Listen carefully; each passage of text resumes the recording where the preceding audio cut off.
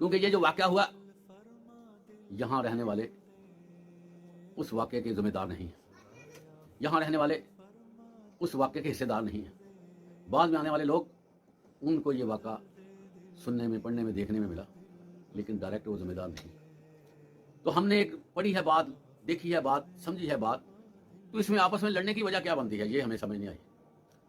واقعہ ہوا ہے جن لوگوں نے حضرت حسین رضی اللہ عنہ اور آپ کے قبیلے کو شہید کیا ہے، اللہ تعالیٰ کی ان پر لعنت ہو اور اللہ تعالیٰ ان کو ان کے انجام تک پہنچائے۔ محترم حضرات، ہمیں آپس میں یہ سلسلہ نہیں بنانا چاہیے کہ ہم دست و گریباں رہیں۔